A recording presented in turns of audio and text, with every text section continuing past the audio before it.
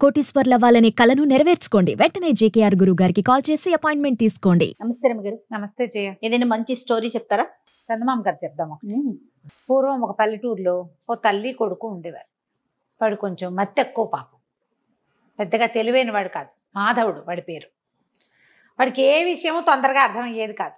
ఏదైనా ఒక మాట 3-4 సార్లు చెప్పాలి వాళ్ళమ్మ. ఒరే కంచాలు పెట్టు, కంచాలు పెట్టు, కంచాలు పెట్టు అంటే కంచం అని కంచపుచ్చుకుని నుంచునేవాడు. వాడు పెట్టాలి పెట్టాలి అని చెప్పాలన్నమాట.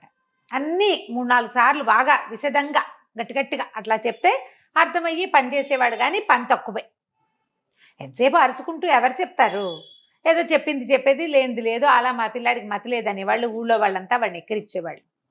సామాన్యంగా ఉండేవాడు. సామాన్యమైన కుర్రాడు. ఒక 19, 20 ఏళ్ళు, 22 అలా వచ్చాయి. ఏం పని చేయకపోతే ఆ పిల్లాడిని ఏం పోషిస్తుంది? చింతపిల్లాడిలాగా ఇంత తిండ కదా వాడు. శుభ్రంగా తిండి కావాలి. ఇది చేయలేదు వాళ్ళ అమ్మ. పాపం ఏదో ఆ పని ఈ పని చేస్తూ కొన్ని చోట్ల వాడితో బలవంతంగా పని చేపిస్తూ ఎట్లాగొట్లాగా అట్లా మేనేజ్ చేసేది. అయితే ఏమైంది? ఒరే వంట చేరుకు అయిపోయింది, పొయ్యిలో కట్టెలేవు, కట్టెలు కొట్టుకురారా అని 10 సార్లు చెప్పింది. చాలాసార్లు చెప్పాక ఇక ఒకరు పూటంతా ఇచ్చేసి మంచి ఎండవేళ భుజాన గొడ్డలు వేసుకుని ఓ ముద్ద అన్నం తిన్నాక వెళ్ళాడు. అన్నం తిన్నాడు, గొడ్డలు భుజాన్ని వేసుకుని అడవిలోకి పోయాడు. పోయేసరికల్లా ఏమైంది? ఒక చోట వాడు వెళ్తూ ఉంటే ఎవరో ముగ్గురు పడుకుని కనిపించారు. చెట్లు దూరంగా ఉన్నాయి. వీళ్ళు ఎండలో పడుకున్నారు. ఓకే. అయ్యయ్యో, వీళ్ళు పడుకున్న చోట ఎండ పడుతోంది, వాళ్ళు చెట్టు కింద పడుకోలేదు ఎందుకు అని ఊహించలా వాడు. వీళ్ళ మొహాల మీద ఎండ పడుతోందని ఏం చేశాడు? ఈ గొడ్డలతో పాటు ఒక చిన్న కత్తి ఉంటుంది వీళ్ళకి. ఏంటంటే కంచె, ఏదైనా చెట్టు ఎక్కడైనా ఇరుక్కుందనుకో, ఈ కమ్మ కత్తి అంటారు, వంపగా ఉంటుంది అర్ధచంద్రాకారంలో. అది పెట్టి లాగితే కొంకి కత్తి, అది లాగితే వస్తుంది. ఆ కొంకి కత్తి పెట్టి చుట్టూతో ఉన్న 4-5 చెట్ల తాలూకు అంతంత కొమ్మలు కొట్టి కొమ్మలు నరుకొచ్చి వీళ్ళు పడుకున్న చోట వీళ్ళ మొహాల మీద ఎండ పడకుండా పాతిపెట్టాడు. వాడికి ఆ బ్రెయిన్ ఉంది. మామూలు పనులు లేవు కానీ ఈ తెలివి ఉంది. అయితే వాళ్ళకి మొహం మీద ఎండ పడకుండా నీడ పడేసరికి మెలకు వచ్చింది. ముగ్గురు కళ్ళు తెరిచి చూశారు. ఎవర్రా అబ్బాయి నువ్వు? ఏమిటి ఇవన్నీ ఎందుకు పాతిపెట్టావు అని అడిగారు. మీ మొహం మీద ఎండ పడుతోంది, పడుకున్నారు కదా, పాపం ఎండ పడకుండా చేస్తే మీరు హాయిగా పడుకుంటారని పెట్టానన్నాడు. అనేసరికల్ ఎంత మంచివాడివిరా నువ్వు ఏదనుకుంటే అది అవుతుంది పో అన్నారు. అనేసరికల్ వీడికి ఓసారి చెప్తే అర్థం కాదు కదా, వాళ్ళు ఏదో చెప్పారు అనుకున్నాడు. వీడి దారిని విడిపోయాడు. ఆ కొమ్మలు, ఈ చెట్లు, ఇవి అవి మొత్తానికి నరికాడు. పెద్ద మోపయింది. సాయంత్రం వాళ్ళమ్మ చెప్పింది 4 రెమ్మలు నరుకు రావద్దు, బాగా పెద్ద కట్ట తీసుకురాదు. అక్కడి నుంచి తాడు మళ్ళేసి, అంత మాత్రం పనులు వచ్చు వాడికి. తాడు ఏదో బోర్లో దోపు తెచ్చుకున్నాడు. తాడు మళ్ళేసి కట్టేది పెద్ద దొంగలాగా అయింది. వీడు దాన్ని లేపలేకపోయాడు. దాని మీదకి ఇట్లా పడుకున్నాడు. పడుకొని ఏమనుకున్నాడు? నేను ఈ దొంగను మోసుకెళ్ళలేను, ఈ దొంగే నన్ను మోసుకెళ్ళిపోతే ఎంత హాయిగా ఉంటుంది అన్నాడు. అనంగానే వాడు మర్చిపోయాడు. కానీ వాడు ఏదనుకుంటే అది అవుతుంది కదా. దొంగ రయ్యమని లేచింది. వీడు నిర్ఘాంతపడితే లేచి వచ్చేస్తుంది. ఆ కట్టెల మోపు అమాంతం లేచి ప్రయాణం చేయటం మొదలుపెట్టింది. వీడింటికే. ఈ దొంగే నన్ను ఇంటికి తీసుకెళ్ళిపోతే బాగుండనుకున్నాడు. ఇంటి వైపు ప్రయాణిస్తుంటే వీడు తెల్లబోయేట వాడికి అర్థమైంది. ఇందాక వాళ్ళు ఏదో అన్నారు, అదే ఇది ఏమో అనిపించింది కానీ బాగా తెలియలా. ఇంటికెళ్ళి అమ్మకి చెప్తే అమ్మ ఏదైనా చెప్తుంది. ఆ దొంగ మీద ఏం చేశాడు? పడుకున్నవాడు కాస్త అట్లాగే లేచి చక్కగా కూర్చుని ప్రయాణం చేయటం మొదలుపెట్టాడు. అంత తెలివి ఉందన్నమాట వాడికి. కూర్చున్నాడు, చుట్టుపక్కల చూస్తున్నాడు, నవ్వుకుంటున్నాడు. ఇంతలో ఏమైంది? వీడు ఊళ్ళో కదా ఉంటాడు. ఓ రాజుగారికి పెద్ద బంగళా ఉంది. ఆ బంగళా మీద కానీ వీళ్ళు వెళ్ళాలి. ఆ బంగళా పై భాగంలో యువరాణి కూర్చున్నది. సాయంకాలం అయింది కదా, బయట కూర్చుంటారు ఆడపిల్లలు. చుట్టుపక్కల జరిగే వీళ్ళు మనుషులు, గొడ్డు గోదా, చిలకలు, పక్షులు ఇళ్ళకెళ్ళేవి, గొడ్లు ఇంటికెళ్ళేది చూడడానికి కూర్చుంది. దానికి ఈ దొంగ మీద ప్రయాణం చేస్తూ, ఈ కట్టెల మోపు మీద ప్రయాణం చేస్తున్న కుర్రాడు చూసేసరికి పక్క నవ్వి, ఊరికే కట్టెల మోపు ఎట్లా ఎగురుతుంది? మామూలుగా గబుక్కున హాస్యాస్పదంగా ఉంటే నవ్వు రాదా? నడువుకో గావంచ, నెత్తికో గుడ్డ, భుజానో గొడ్డలి, కత్తి, కట్టెల మోపు మీద కూర్చున్నాడు, అదేమో రయ్యమని ఎగురుతోంది. పకాల నవ్వేసరికల్లా ఇతను అనుకున్నాడు, ఈ కుర్రాడికి ఏమనిపించింది? ఏంటి నన్ను చూసి నవ్వుతుంది? వెనక్కి తిరిగి చూశాడు. అమ్మాయి హాహాహా నవ్వేస్తుంది. నవ్వేస్తుంటే ఇది కనుక నా పెళ్ళాం అయితే దీన్ని వంగతీసి కుద్దను నన్ను చూసి నవ్వినందుకు దొంగమొహం అనుకున్నాడు. అప్పటిదాకా నవ్వుతున్న యువరా ముఖమొహం వేసింది, వాడికి వేసే చూడటం మొదలుపెట్టింది. వీడి దారిని వీడి ఇంటికి పోయాడు. వాళ్ళ అమ్మ ఆశ్చర్యపోయింది. ఇవన్నీ ఎట మోసుకొచ్చావురా అని. అదే నన్ను మోసుకొచ్చిద్దే అన్నాడు. వాళ్ళ అమ్మకి అర్థం కాలేదు, మాట్లాడకుండా ఊరుకుంది. కట్టెలన్నీ విడదీసుకున్నారు. చిన్న ముక్కలు చేయరాంది వాడు ముక్కలు చేశాడు. ఇంకా వాడేం పెద్దగా ఊహించల, అంత ఊహ ఉన్నవాడు కాదు. ఎప్పుడో ఓసారి ఒక ఊహ తడుతుంది పాపం. ఇంతలో ఏమైంది, ఈ యువరాణి బిక్కమొహం వేసుకుని అటు వాడు వెళ్ళిపోయిన వైపే చూస్తూ కూర్చుంది, నిట్టూర్పులు విడుస్తోంది. ఇక చిలకత్తలు చెప్పారు, ఇందాక దాకా నవ్వుతూనే ఉందండి, ఉన్నట్టుండి అమ్మాయి గారు ఎవరి మీదైనా మనసు పడిందేమో అట్లా బిక్కమొహం వేసుకుని దిగాలుగా చూస్తోంది అనుకున్నారు. రాజుగారికి చెప్పారు. చెప్తే రాజు అన్నాడు, పిల్లకి పెళ్ళిడు వచ్చింది, ఎవరినైనా చూసి మగవాళ్ళని చూసి ముచ్చట పడింది, ఒక కుర్రవాడిని ఎవరినైనా చూసి అనేసరికల్లా, సరే అమ్మాయి నీకు పెళ్లి చేస్తానంటే నేను ఎవరిని చేసుకోను అన్న, ఆ దొంగ మీద ఉన్న అబ్బాయిని చేసుకుంటా అనగానే రాజుగారు తెలబెట్టి, దొంగ మీద ఉంటామేమిటమ్మా అంటే, ఒక కట్టెల మోపు దాని మీద ఒక అబ్బాయి కూర్చున్నాడు, ఆ అబ్బాయి నచ్చాడు నాన్న అనగానే రాజుగారి కోపం వచ్చింది.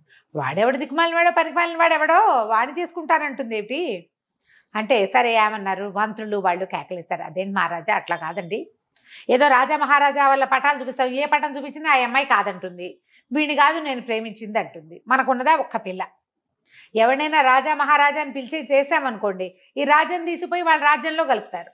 అదే మన ఊర్లో కుర్రాడే ఎవడో అయితే వాడిని రాజుని చేస్తే మన ఇంట్లోనే ఉంటుంది మన పిల్ల, మన దేశస్తుడే మనకు రాజు అవుతాడు. ఈ పాయింట్ బాగుందనుకుని మంత్రులు సామంతులు తర్వాత సైన్యాధిపతి అందరూ బలపరిచారు. మన ఊళ్ళో కుర్రాడైతే ఓ పని చేద్దాం, మన ఊళ్ళో యంగ్ అండ్ ఎనర్జెటిక్ పెళ్ళిడికి వచ్చిన కుర్రాళ్ళందరినీ రమ్మందాం భోజనానికి, వాళ్ళందరినీ చూపిద్దాం పిల్లకి, ఏ కుర్రాడో అది చెప్తుంది చేసుకుందాం అనుకున్నారు. తొలినాడు భోజనాలకు పిలిచారు. ఇక ఊళ్ళో ఉన్న ప్రతి కుర్రాడు 18 ఏళ్ళ నుండి 25 ఏళ్ళలోపు పెళ్లి కాని కుర్రవేధవులంతా వచ్చారు. ఈ అమ్మాయిని అందరికీ చూపించారు. అదే అమ్మాయే చూసింది అందరినీ, ఎవ్వరు కాదండి. భోజనాలు అయిపోయినాయి. రాజుగారు చాలా విసుక్కున్నాడు, ఇదేమిటి మొత్తం కుర్రాళ్ళందరూ వచ్చారు, వీళ్ళు అక్కడ సెన్సెస్ తీశారు ఎవరెవరి ఇళ్లలో ఉన్నారు, ఇక మిగిలింది ముష్టి వాళ్ళే, వాళ్ళు కూడా ఒకళ్ళిద్దరిలో వచ్చారు. ఆయనకు చాలా కోపం వచ్చేసింది. మళ్ళీ మంత్రి గారు చాలా బతులాడాడు, పెళ్ళేమో ఇది దిగాలుగా అయిపోయి పాడైపోతుంది, మనకున్నది ఒక్క పిల్ల కదా, ఇక ముందు ఇప్పుడు ఈ పిల్లకి 18 ఏళ్ళు వచ్చినాయి, ఇంకో పిల్లాడో పిల్ల పుడతారో పుట్టరో రాజుగారికి, అట కాదండి నా మాట వినండి, ఇంకోసారి మళ్ళీ కిందటిసారి రాని వాళ్ళంతా మళ్ళీ రండి అని మళ్ళీ చాటింపు వేశారు. ఈ చాటింపు ఈ మాధవుడు వాళ్ళ అమ్మ విన్నది. వాడు కూడా వినలే, వాడికి అసలు అయ్యగా ఓసారి వింటే వాడు బుర్రకెక్కదు. వాళ్ళ అమ్మంది, ఒరే ఒరే వెళ్ళరా వెళ్ళరా, ఏం చక్క కనీసం రాజకుమార్తె నన్నెందుకు పెళ్లి చేసుకుంటుందే అన్నాడు. పెళ్లి కోసం కాదురా, శుభ్రమైన తిండైనా తినిస్తావు కదా, మనమేముంది ఏదో కూర అనుకుంటాం, చారు పోసుకుంటాం, మజ్జిగ పోసుకుంటాం, గంజన్నం తింటాం, మనం పచ్చడి గంజే మన బతుకు, చక్కగా శటసోపేతంగా పెడతారు కదా. రాజుగారి ఇంట్లో భోజనం చేసి వచ్చిన కుర్రాళ్ళంతా ఇవాళ మొన్నటి భోజనం ఇవాళ దాకా తేరుస్తూనే ఉన్నారు. వెళ్ళు వెళ్ళు అని కొడుకుని ప్రోత్సహించింది. వీడు చింపిరి గుడ్డలతో జీపు జుట్టుతో ఉన్నాడు, అలాగే పోయాడు.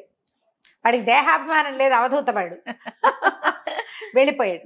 వెళ్ళేసరికల్లా ఆ రాజకుమార్తె చుట్టూ చూసి వీడిని నేను ప్రేమించాను అనగానే రాజు తల్లిపోయాడు. అయ్యోయ్యో ఇదేమిటి వీడు ఇట్ట ఉన్నాడు, వాడి చింపిరి గుడ్డలు జీబుతల వెర్రి వెధవల్లే ఉన్నాడు, వాడికి పిలిచినా కూడా పలకటం లేదు, ఇంత మతి లేని వెధవని ప్రేమించానంటదేంటి పిల్ల.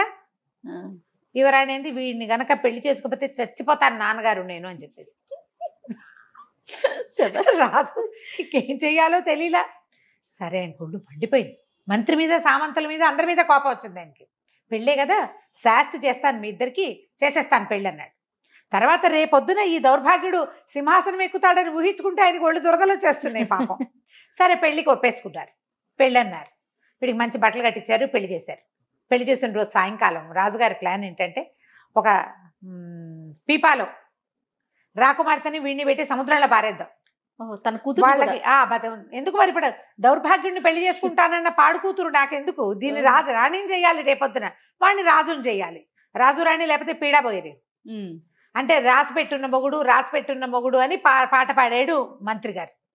ఆ రాసిపెట్టున్న తనం ఏంటో చూద్దాం, బతికి బాగుంటే వస్తారు లేకపోతే లేదు, ఈ మతలేని వెధవా, ఈ శృతి లేని పాట ఈ పిల్లది అని చెప్పేసి సరే పెళ్లి చేస్తా. పెళ్లి అయిపోయింది. పెళ్లి అయిపోయాక వీళ్ళని పీపాలో కూర్చోబెట్టి సముద్రంలో దింపేస్తారనే విషయం యువరాణి చెలికత్తలకి తెలిసిపోయింది.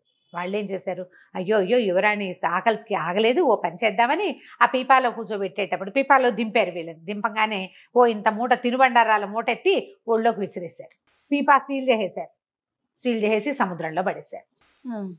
అది కూడా అటు తీసుకుపోయారు, ఒక చోట ఎక్కడ పడవ ఎక్కించి తీసుకుపోయి ఆ పడవలో కూర్చోబెట్టి సముద్రంలోకి తోసేసేవాళ్ళు. యువరాణి ఏడవటం మొదలుపెట్టింది. అయ్యో నిన్నెందుకు చేసుకోవాలనిపించిందో నాకు తెలీదు, ఇప్పటికి కూడా నువ్వే నా భర్తవని నాకు తోస్తోంది, ఎందుకు అసలు నువ్వు దొంగ మీద ఎలా ఎగిరేవు, నువ్వు నాకు ఎందుకు కనపడ్డావు, ఈ బతికేమిటి అనేసరికల్లా వీడు ఏమన్నాడు, నన్ను ఎందుకు పెళ్లి చేసుకున్నావో నాకు తెలియదు, మా అమ్మ భోజనానికి వెళ్ళమంటే వచ్చాను అంతే నేను అన్నాడు.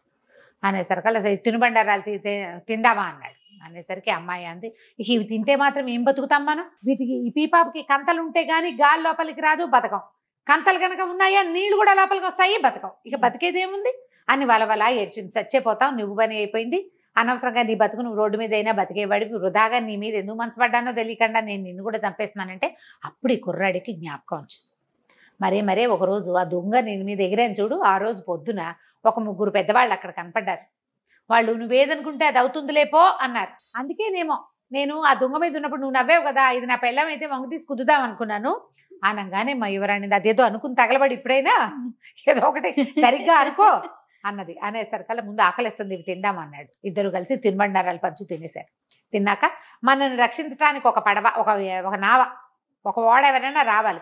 దీనికి చిల్లులు పడితే చచ్చిపోతాం, చిల్లు లేకపోయినా చచ్చిపోతాం. చిల్లులు కాదు, ఈ తేలుతున్న పీపాను చూసి ఎవరైనా పడవాడు ఒక ఓడవాడు వచ్చి మన ఎక్కించుకోవాలి అన్నది. అనగానే ఈ కుర్రాడు ఏమన్నాడు, సరే ఒక ఓడ ఎవరైనా మమ్మల్ని రక్షించడానికి వస్తే బాగుండు అనుకోగానే బాయమని పెద్ద చప్పుడు వినపడింది.